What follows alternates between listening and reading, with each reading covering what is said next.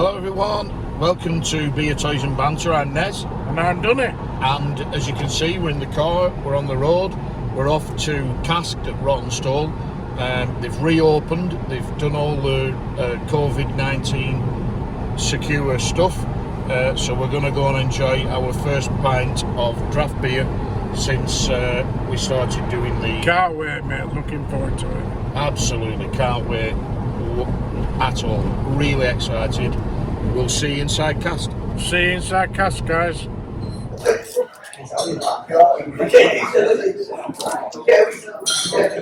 So here we are inside now, and we've had our temperature taken, we've sanitised our hands, we've been shown to the table. We've ordered our beer via text.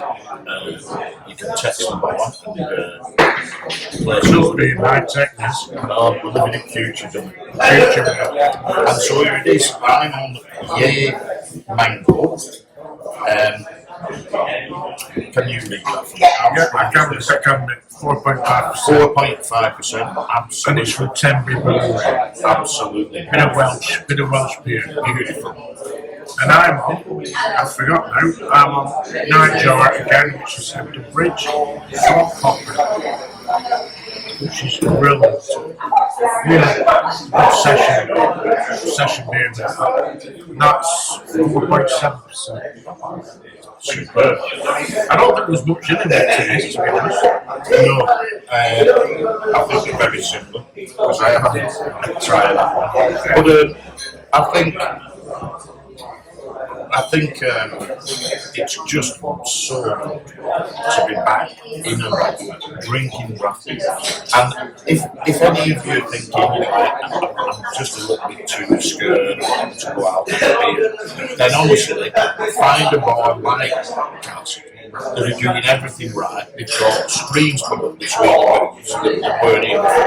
They take your temperature. If you've got high temperature, I'm sorry you can't come in. They're sanitising the hands. You can watch the people waiting on the guy behind the They've done it really well, and it's not intrusive. No, it's not. I was a bit worried about this, but it's very, very close to home.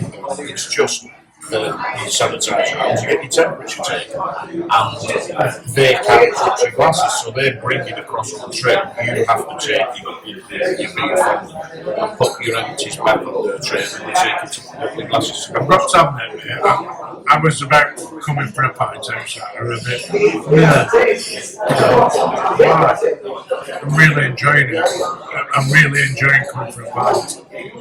It's because I was thinking, well, why you can buy it snacks, but just hearing people around here having a pint, the atmosphere, it's definitely worth coming out. Like I said, try somewhere like this. It's a great little boozy.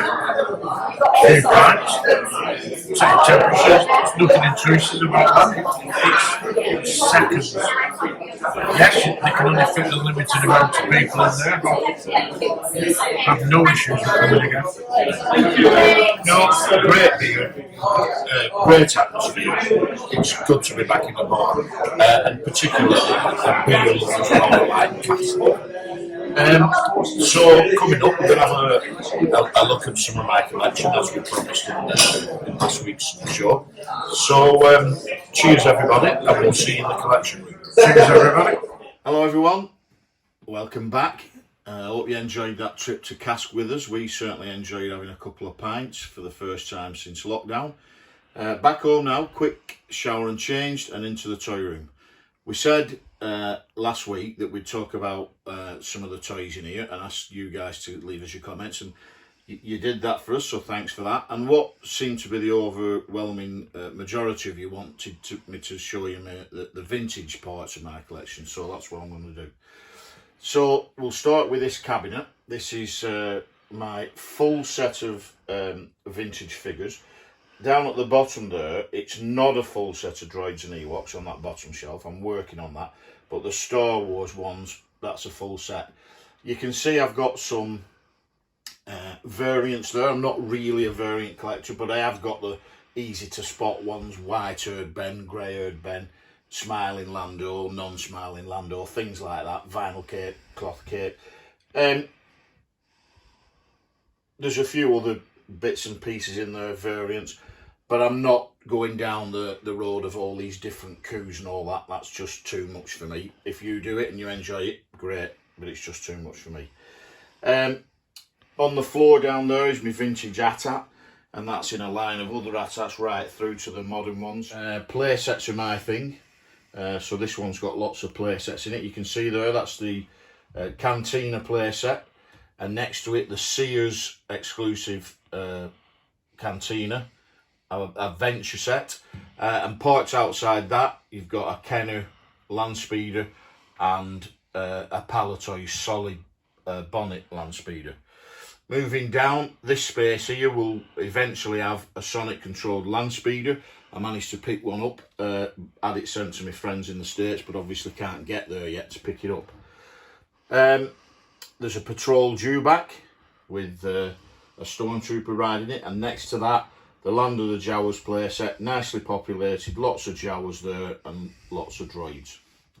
Moving down again, from Tatooine we go to Hoth, and there's an Imperial cruiser loaded up with snowtroopers. We reviewed that on an episode a couple of weeks ago now. Next to that is the Imperial attack base. Below that is the Hoth Ice Planet playset with the 3 figures that it came with. There's the Turret and Probot set with lots of Rebel soldiers and Rebel commanders on it. Dropping down again, there's the Hoth ATAT playset. Same base as that one, also the same base as the Land of the Jawas, obviously in a different colour. Again, populated nicely, lots of little vintage Rebel soldiers fighting snowtroopers. There's the Imperial troop transport loaded up with stormtroopers. In the corner there, if you can see it, is the Hoth Wampa, and then we've got the open belly and the solid belly Tauntaun's.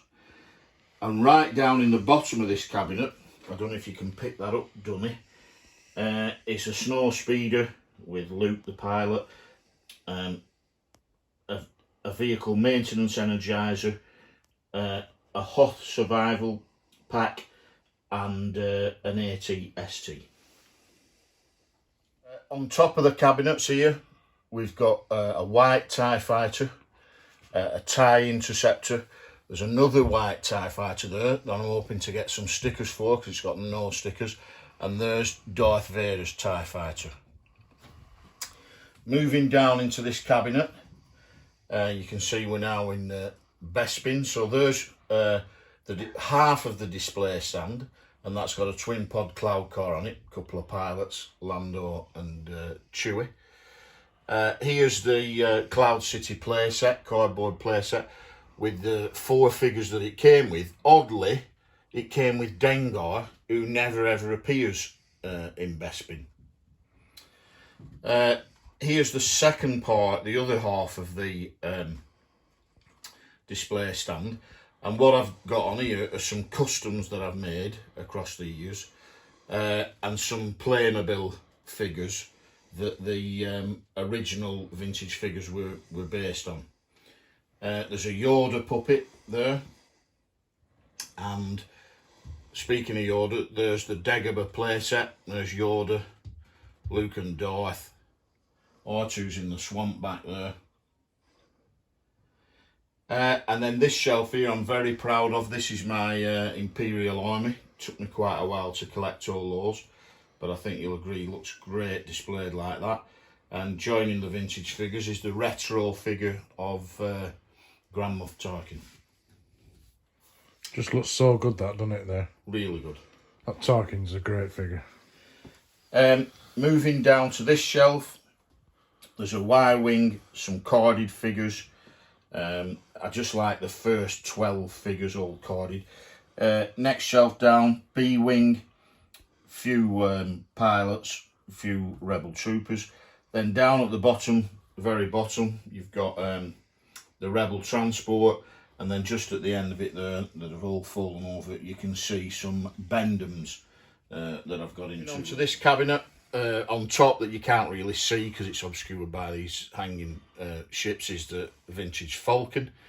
And then in this top one, you've got Jabba and the Rebo band. Underneath that, as it should be, the Rancor Keeper, and a few Gamorrean guards.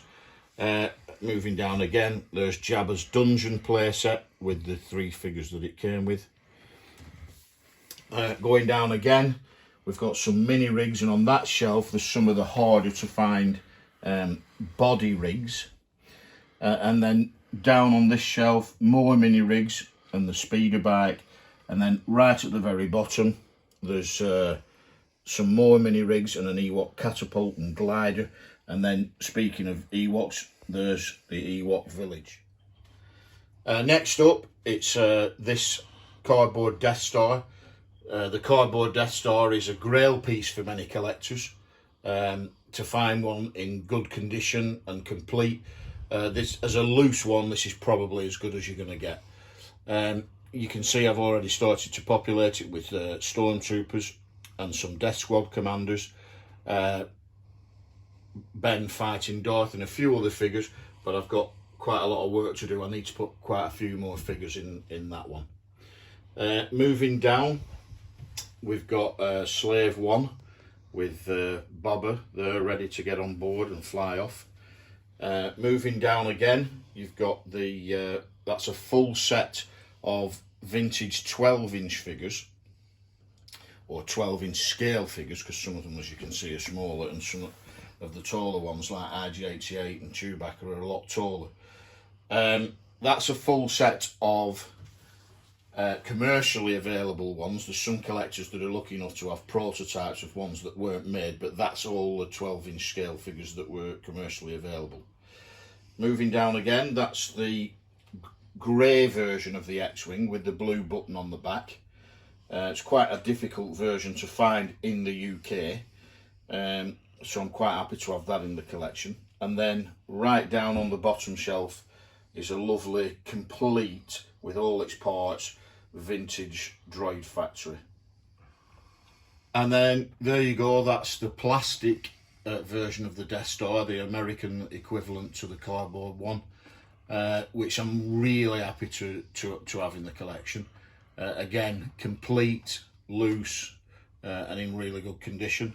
And then just in front of it you can see the white standard version of the X-Wing fighter that Palatoy issued. And then finally there's the Darth Vader's Star Destroyer playset that you can see. I've got all the 6 bounty hunters there on the bridge and some of the Imperial officers at the stations below.